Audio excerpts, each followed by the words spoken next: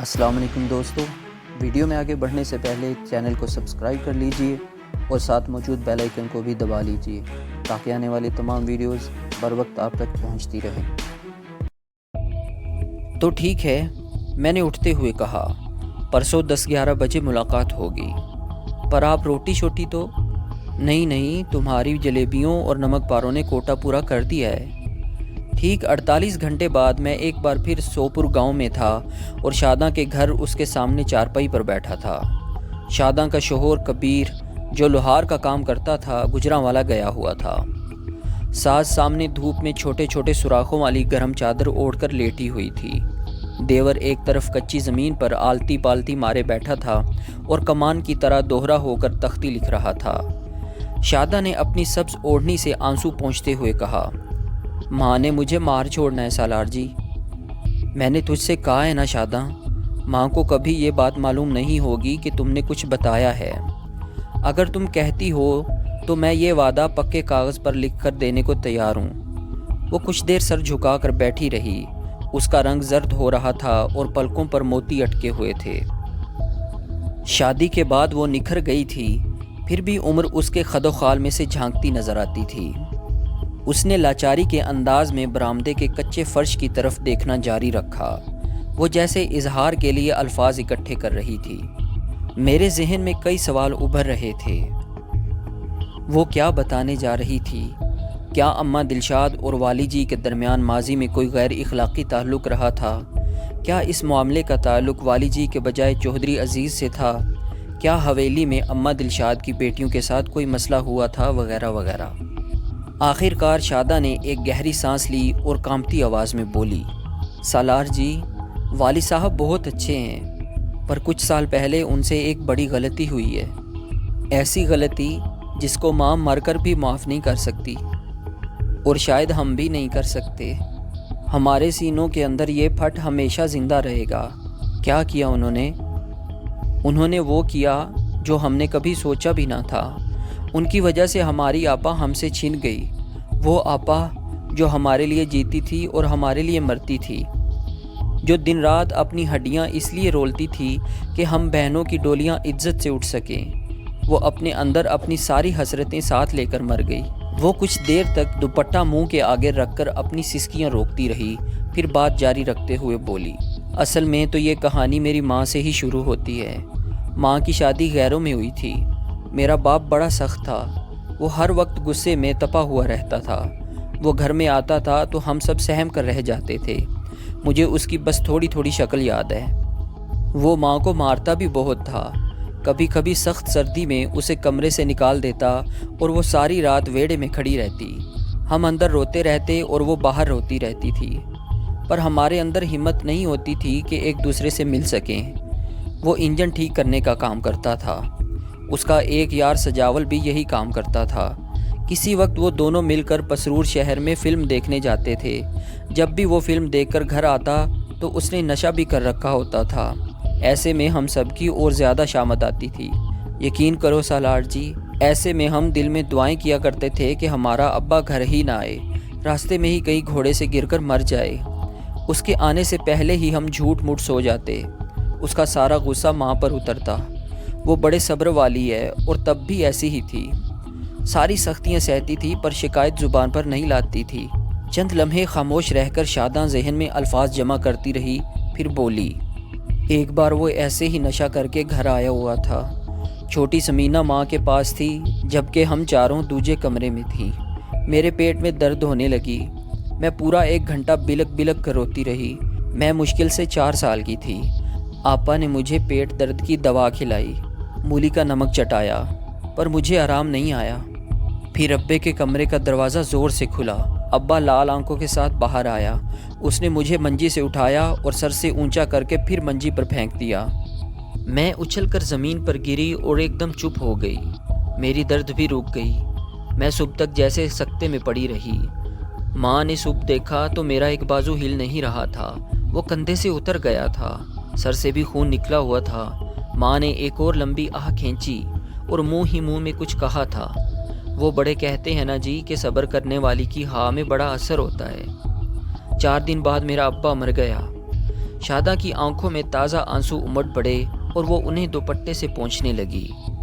کیا ہوا تھا اسے؟ میں نے پوچھا۔ وہ ماں کے جھمکے بیچنے کے لیے سائیکل پر گجرانوالا گیا تھا، وہاں ایک لاری کے نیچے آ گیا۔ ماں جوانی میں ہی بیوہ ہو گئی۔ 28-30 سال کی عمر کیا ہوتی ہے جی؟ میری نانی اللہ بخشے حویلی میں ہی تھی، وہ میری ماں کو اور ہمیں اپنے پاس لے گئی۔ میری نانی بیمار تھی، وہ تو 3-4 مہینوں بعد اللہ کے پاس چلی گئیں۔ حویلی کا سارا کام کاج ماں نے سنبھال لیا۔ والد جی تو ان دنوں جوان ہی ہوں گے؟ میں نے پوچھا۔ ہاں جی، بڑے گورے چٹے تھے، چہرہ ہر وقت لال رہتا تھا، بڑی بڑی مونچھیں بھی تھیں، سفید کپڑے پہنتے تھے۔ میرے خیال میں اس وقت ان کی عمر 35-40 سال ہوگی۔ وہ ان دنوں اپنی پہلی بیوی وڈی بیگم جی کے ساتھ رہتے تھے۔ ان دنوں حویلی میں ناچ گانا آج کل سے بھی زیادہ ہوتا تھا۔ والد جی کے یار دوست بھی بڑے تھے، وہ شکار کھیلتے تھے، کتوں کی دوڑیں کرواتے تھے اور باز اڑاتے تھے۔ میری عمر اس وقت 4-4.5 سال ہوگی اور آپا کی عمر 6 سال ہوگی۔ 5.5-6 سال کا بچہ چھوٹا سا ہی ہوتا ہے۔ میں تو بیمار رہتی تھی، میرا ایک بازو بھی سوکھ کر کانٹا ہو گیا تھا، پر آپا آسیہ ساری حویلی میں دوڑتی بھاگتی پھرتی تھی۔ آپا پیاری بھی بہت تھی جی، ہر ایک کی توجہ اپنی طرف کر لیتی تھی۔ میں نے سنا ہے کہ تمہاری آپا کو گھر میں گڈی کہتے تھے؟ ہاں جی، سب سے پہلے والد جی نے ہی گڈی کہنا شروع کیا تھا، پھر سب یہی کہنے لگے۔ مجھے ابھی بھی تھوڑا تھوڑا یاد ہے، وہ اپنی 2 گتیں ہلاتی ہوئی ننگے پاؤں حویلی کے پکے فرش پر اتنی تیزی سے چلتی تھی کہ لگتا تھا کہ چابی والا کھلونا ہے۔ وہ ہر کام بھاگ بھاگ کر کرتی تھی اور کسی کو شکایت کا موقع نہیں دیتی تھی۔ کبھی وڈی بیگم جی کے سر کی مالش کر رہی ہے، کبھی ہاتھ میں ایک لمبی سی لاٹھی پکڑ کر والد جی کی کمر پر چڑھی ہوئی ہے اور انہیں لتاڑ رہی ہے، کبھی ان کے پاؤں کی انگلیوں کے پٹاخے نکال رہی ہے، کبھی ان کے مونڈے دبا رہی ہے۔ والد جی کسی وقت اسے اٹھا کر ایک اونچی دیوار پر کھڑا کر دیتے اور کہتے، چل گڈی چھال مار۔ وہ والد جی کے کہنے پر بے دھڑک چھال مار دیتی۔ والد جی اسے پکڑ لیتے، پھر آہستہ آہستہ وہ اسے کمرے کی چھت پر کھڑا کرنے لگے۔ وہ وہاں سے بھی چھال مارنے لگی۔ مجھے یاد ہے ایک دن والد جی نے اسے چھت پر کھڑا کر کے اس کا منہ چھت کی طرف کر دیا اور کہا، الٹی چھال مارو۔ وہ ڈرنے لگی۔ والد جی نے کہا، گھبرا نہ، میں تجھے پکڑ لوں گا۔ وہ کچھ دیر ڈرتی رہی، پھر اس نے چھال مار دی۔ والد جی بڑے خوش ہوئے، انہوں نے آپا کو 200 روپیہ انعام بھی دیا۔ دوسرے نوکروں کے 2-4 بچے بھی وہاں تھے۔ والد جی نے کہا کہ جو کوئی گڈی کی طرح چھال مارے گا اسے 200 روپیہ انعام ملے گا۔ الٹی تو کیا، کسی کو سیدھی چھال مارنے کی بھی ہمت نہیں ہوئی۔ کچھ دن بعد والد جی نے آپا کا یہ کرتب اپنے یاروں دوستوں کو بھی دکھایا۔ سب حیران ہوئے۔ میرے بتانے کا مطلب یہ ہے سالار جی کہ وہ شروع سے ہی والد جی پر بڑا بھروسہ کرتی تھی۔ آخری الفاظ کہتے کہتے کرب کی ایک لہر شاداں کے سینے سے ابھری اور اس کے چہرے پر اندوہ کا گہرا سایہ سا پھیل گیا۔ چند گہری سانسیں لینے کے بعد اس نے کہا، اسی طرح 3-4 سال گزر گئے جی، میرا بازو بھی ایک اللہ والے کی دعا سے ٹھیک ہو گیا تھا۔ اب میں بھی گھر کے کام کاج میں ماں اور آپا کا تھوڑا بہت ہاتھ بٹاتی تھی۔ ہم سب والد جی کا خیال رکھتے تھے، پر آپا تو بہت زیادہ ہی رکھتی تھی۔ ان کے کسی بھی کام کے لیے وہ بجلی جیسی تیزی سے حرکت میں آ جاتی تھی۔ اب سوچتی ہوں تو سمجھ میں آتا ہے کہ ہم بہنوں کو گھر میں پیار کم اور ڈر زیادہ ملا تھا۔ شاید آپا آسیہ میں یہ پیار کی کمی ہم سے زیادہ تھی۔ انہوں نے ایک ترسے ہوئے بچے کی طرح اس کی کمی کا علاج والد جی میں ڈھونڈا تھا۔ مجھے بڑی اچھی طرح یاد ہے، انہی دنوں والد جی اور وڈی بیگم جی میں ناچاکی شروع ہو گئی تھی۔ کچھ ہی عرصے میں یہ ناچاکی بہت زیادہ ہو گئی اور نوبت طلاق تک پہنچ گئی۔ وڈی بیگم جی اپنے بیٹوں کے ساتھ حویلی چھوڑ گئیں۔ والد جی بھی بہت دن تک پریشان رہے۔ ان کی پریشانی کا آپا نے بہت زیادہ اثر لیا تھا۔ وہ چھپ چھپ کر روتی تھی۔ ماں اسے ڈانٹتی تھی کہ وہ کیوں خود کو رو رو کر ہلکان کر رہی ہے، جو ہونا تھا وہ ہو گیا۔ ان دنوں اس نے والد جی کا بہت زیادہ خیال رکھا اور زیادہ خیال رکھنے کی وجہ سے کئی بار والد جی سے ڈانٹ بھی کھائی۔ ان دنوں آپا کی عمر 14-15 سال اور میری 12-13 سال ہوگی۔ کچھ مہینے بعد والد جی کی شادی چھوٹی بیگم جی سے ہو گئی۔ چھوٹی بیگم بلقیس کے آنے سے حویلی میں نئی رونق آ گئی۔ چھوٹی بیگم بلقیس ان دنوں آج سے بھی زیادہ خوبصورت تھیں۔ وہ بھی زیادہ عمر کی نہیں تھیں، شاید 15-16 سال کی ہوں گی۔ وہ ہر ایک کا بڑا خیال بھی رکھتی تھیں۔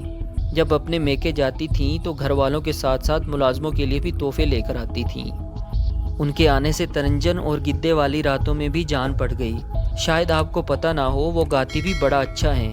ہاں تھوڑا تھوڑا پتہ ہے مجھے بھی، میں نے ہنکارا بھرا۔ شاداں اوڑھنی درست کرتے ہوئے بولی، میں آج بھی بھولی نہیں ہوں۔ وہ ایک ایسی ہی رات تھی، گاؤں کی لڑکیاں، بیگم جی کی سہیلیاں اور حویلی کی نوکرانیاں سب مل کر بیٹھی ہوئی تھیں۔ کچھ چرخے کاٹ رہی تھیں، کچھ ماہیے گا رہی تھیں یا ہنسی مذاق کر رہی تھیں۔ باغیچے میں جھولے پڑے ہوئے تھے، یہ برسات کا موسم تھا۔ اچانک حویلی میں بھگدڑ مچ گئی۔ پتہ چلا کہ نہر کی پٹڑی ٹوٹ گئی ہے اور سیلاب کا پانی گاؤں کی طرف آ رہا ہے۔ لوگ جان بچانے کے لیے گاؤں سے نکلنے لگے۔ دیکھتے ہی دیکھتے حویلی بھی خالی ہو گئی۔ ایک ٹریکٹر ٹرالی سواریوں سے بھری ہوئی حویلی سے نکلی۔ والی جی بھی اپنے اور چودھری عزیز کے بال بچے کے ساتھ روانہ ہو گئے۔ سیلاب کا پانی حویلی میں داخل ہونا شروع ہو گیا تھا۔ والی جی نے پیچھے رہ جانے والے ملازموں سے کہا کہ وہ حویلی کی چھت پر چلے جائیں، وہ ان کے لیے مدد لے کر آتے ہیں۔ والی جی کے جانے کے بعد پانی تیزی سے اونچا ہونے لگا۔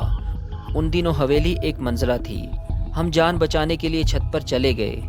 ہمارے علاوہ بڑے مالک گلاب دین کا بال بچہ بھی تھا۔ اس کے علاوہ چاچے عسکری کی رشتہ دار عورتیں تھیں جو حویلی میں کام کرتی تھیں۔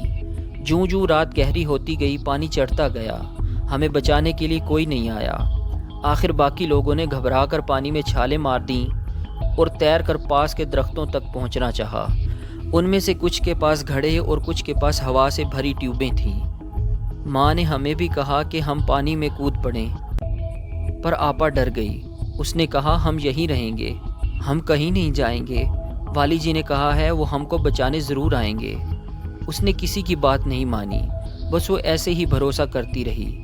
شادہ نے کھوئے کھوئے لہجے میں کہا، تو پھر والی جی بچانے آئے؟ ہاں، وہ رات پچھلے پہر آئے۔ ان کے ساتھ ایک فوجی کشتی تھی، پر اس وقت پانی ویسے ہی تھوڑا تھوڑا اترنا شروع ہو گیا تھا۔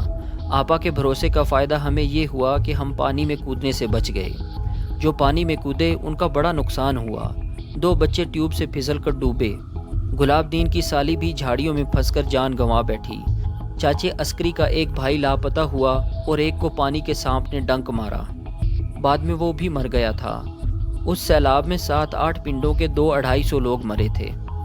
شاداں کی ساس جو صحن میں چارپائی پر لیٹی ہوئی تھی بری طرح کھانسنے لگی۔ لگتا تھا کہ اس کا دم الٹ گیا ہے۔ شاداں نے اٹھ کر اسے کھانسی کی دوا دی۔ دور دراز دیہات میں کھانسی کی دوا بڑی عجیب ہوتی ہے۔ توے کی کالک کے اندر چینی یا شکر ملائی جاتی ہے۔ شاداں کے پاس بھی یہی کچھ تھا۔ اس کا دیور ہینڈ پمپ کے نیچے الف ننگا نہا رہا تھا اور اپنے حال میں مگن تھا۔ اس کو دھلے ہوئے کپڑے دے کر وہ پھر میرے پاس آن بیٹھی۔ میں نے سگریٹ سلگاتے ہوئے کہا، اچھا یہ بتاؤ والی جی کا برتاؤ بیگم بلقیس کے ساتھ کیسا تھا؟ بس ٹھیک ہی تھا جی۔ بیگم بلقیس بھی زمیندار گھرانے سے ہیں، مگر ان کی مالی حالت چنگی نہیں تھی۔ باپ بھی فوت ہو چکا تھا۔ والی جی نے بیگم بلقیس سے شادی کرنا چاہی تو ان کے لوگوں نے حامی بھر لی۔ کہتے ہیں کہ بیگم بلقیس نے پکی عمر کے والی جی سے شادی کرنے سے پہلے یہ شرط رکھی تھی کہ اب حویلی میں ناچ گانا اور دوسرے شغل میلے نہیں ہوں گے۔ لیکن یہ چودھری زمیندار وغیرہ کہاں باز آتے ہیں جی؟ ہاں یہ ہوا تھا، بیگم جی کے آنے کے بعد یہ کام کچھ کم ہو گئے تھے۔ عام طور پر ناچنے والیاں باغ والے ڈیرے پر آتی تھیں اور وہیں سے واپس چلی جاتی تھیں۔ آہستہ آہستہ بیگم جی بھی ان باتوں پر چپ رہنا سیکھ گئی۔ تم اپنے اور آپا کے بارے میں بتا رہی تھی۔ میں اسے پھر اصل موضوع پر لایا۔ اس کے چہرے پر غم کے سائے لہرا گئے۔ وہ ایک دھیمی لیکن طویل آہ بھر کر بولی، وقت گزرتا رہا جی۔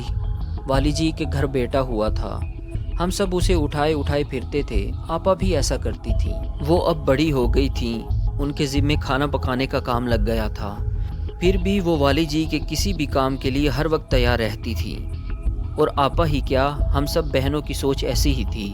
والی جی ہمارے مالک تھے، پر ہم انہیں اپنے سرپرست کی طرح دیکھتی تھیں۔ ہمیں لگتا تھا کہ ہمارے سر پر ان کا سایہ ہے اور کوئی مشکل ہمارے لیے مشکل نہیں ہے۔ جب آپا کی عمر 20 سے اوپر ہوئی تو ماں جی کو اس کی شادی کی فکر پڑ گئی۔ آپ کو پتہ ہی ہے ہمارے علاقوں میں شادیاں جلدی ہو جاتی ہیں۔ ٹھیک کہہ رہی ہو، میں نے ہنکارا بھرا۔ ماں کے ساتھ ایک مسئلہ تھا۔ اس کے دل میں جیسے شادی کے بارے میں ڈر بیٹھا ہوا تھا۔ اس کی وجہ یہی تھی کہ ماں جی نے شادی کے بعد بڑی تکلیفیں اٹھائی تھیں۔ ہمارا باپ جتنا عرصہ زندہ رہا اس نے ماں کو سولی پر لٹکائے رکھا۔ وہ سارا دن مشین کی طرح کام کرتی تھی۔ ہم چھوٹے چھوٹے بچوں کو پالتی تھی اور رات ہمارے باپ سے مار بھی کھاتی تھی۔ شادی کے 2-4 مہینوں کے اندر ہی ہمارے باپ میں وہ ساری برائیاں ظاہر ہو گئیں جو ظالم شوہروں کے اندر ہوتی ہیں۔ اب ماں بہت پھونک پھونک کر قدم رکھنا چاہتی تھی۔ وہ نہیں چاہتی تھی کہ اب اس کی بیٹی کے ساتھ بھی وہی کہانی دہرائی جائے۔ اپنے رشتہ داروں میں کوئی لڑکا نہیں تھا؟ میں نے پوچھا۔ نہیں جی، اگر ہوتا تو یہ کام شاید اتنا مشکل نہ ہوتا۔